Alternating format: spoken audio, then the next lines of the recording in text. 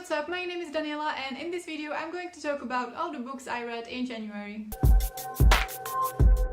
So I had an amazing reading month. I read 6 books and I gave them only 4 or 5 stars, so that's pretty awesome. Of the 6 books, 2 were contemporaries, 2 were crime mystery thriller, 1 was sci-fi and 1 was dystopian, 3 were young adult and 3 were adult, 4 were physical and 2 were audiobooks, and I gave 2 of them 4 stars and 4 of them 5 stars. I'm going to talk about them in the order I read them, and there will be timestamps below so you can skip around. My first read of this year was Illuminae by Amy Kaufman and Kristoff. In this sci-fi we follow 2 teenagers named Katie and Ezra who break up the night before their planet gets attacked.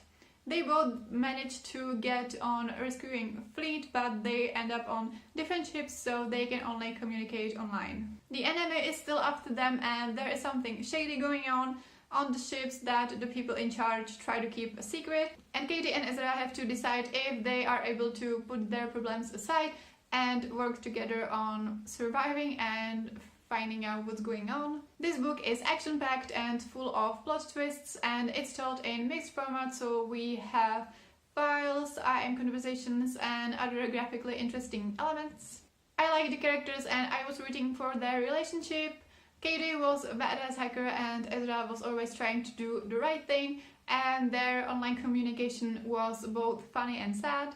I enjoyed this book and I really liked the unique format of this, but I was not fully invested in the story and I don't feel compelled to continue with this series immediately, so I gave it 4 stars. Next I read Fangirl by Rowell. So in this book we follow Kath, who is just starting college, and because her twin named Ren decided that she wanted to live with other people on the campus, Kath has to navigate the beginning of college on her own. She's not big on socializing in real life, but she has a lot of online fans because she writes fanfiction about Simon Snow, which is a story very similar to Harry Potter. I think that this book did a pretty good job at depicting some feelings that a lot of people feel when starting college, like fear, confusion and discomfort caused by all the changes, and parts of it were definitely relatable.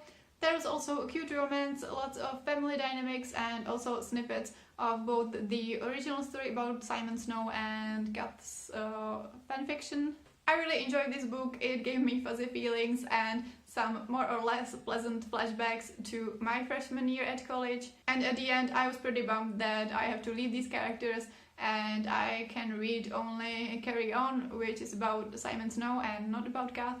People seem to have really mixed feelings about Carry On, so I'm not sure if I should read it, but I gave Fangirl 5 stars. Next I read The Wife Between Us by Pekkanen and Greer Hendricks. This is a domestic psychological thriller about a woman called Vanessa whose marriage fell apart and now she's kind of obsessed with her ex-husband's, named Richard, new girlfriend. And we also get a second perspective from this woman called Nellie, who is about to marry Richard. It's hard to talk about the plot without giving anything away, but the bottom line is that not everything is as it seems. I thought that the first part was really strong. It had a great atmosphere, it was suspenseful and thrilling. Both of the perspectives kept me interested and I really liked the first huge plot twist. The second part was slower and it turned more into a sad and infuriating story rather than a thriller, because we found out everything about the relationship Vanessa had with Richard, and it was a relationship with a lot of emotional abuse. I actually came across an article that talked about emotional abuse, and Richard was doing almost all of the things from the beginning. This thriller was so well constructed, there was a lot of attention to details and a lot of mentions that became significant later, which is something I really enjoy. I really liked Vanessa as the main character. I was hooked by the story the whole time, even though the second part wasn't as exciting as the first part, and I gave it 5 stars. Next book I read was The Kiss Quotient by Helen Hoang.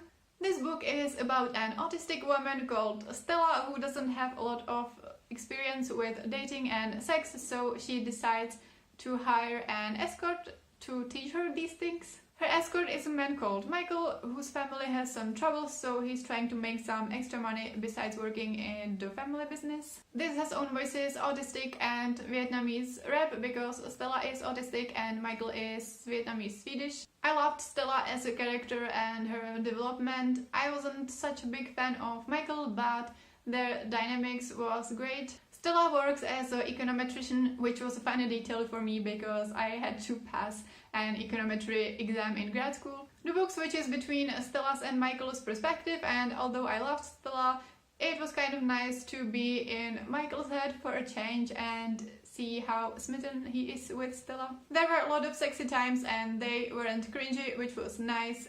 It was very fun and quick, and the romance was kind of unusual and really well done, so I loved it and I gave it 5 stars. The next book I read was Divergent by Veronica Roth. This book takes place in a dystopian version of Chicago where everybody is born into one of 5 factions, and when they are 16 they have to decide whether they will stay with their family or they will choose a new faction. Abnegation values selflessness, amity, peacefulness, candor, honesty, erudite knowledge, and dauntless bravery. Our main character Tris was born into abnegation, but when she takes the test that is supposed to guide her to the faction where she truly belongs, something unexpected happens which makes her choice even harder. She has to go through an emotionally and physically exhausting initiation process, during which she makes some friends and maybe she develops a crush on a certain bad boy. To make things even more challenging, some of the factions start to turn against each other and it seems that things might get pretty nasty soon. I quite like the romance, but I would prefer if Tris sticks to the person's nickname instead of his real name. The world building was interesting, but I wasn't 100% sold on it, and I wish there were more information about the factions. I immediately wanted to sort myself into one of the factions, and I felt like I didn't have enough information to do so. I thought like, hey, erudite, it's like Ravenclaw, so I would probably go there, right? Well, maybe not.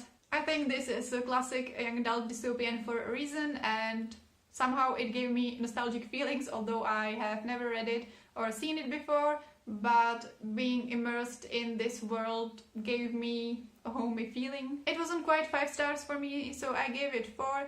And I think that the series has a great potential and I'm interested in finishing the series. And the last book I read in January was Lethal White by Robert Galbraith, aka J.K. Rowling. In case you don't know, this is volume 4 in a series where we follow a private detective called Cormoran Strike and a woman called Robin who works for him. The third book in the series, called Career of Evil, was one of my favorite books of last year, but this book might be even better than that.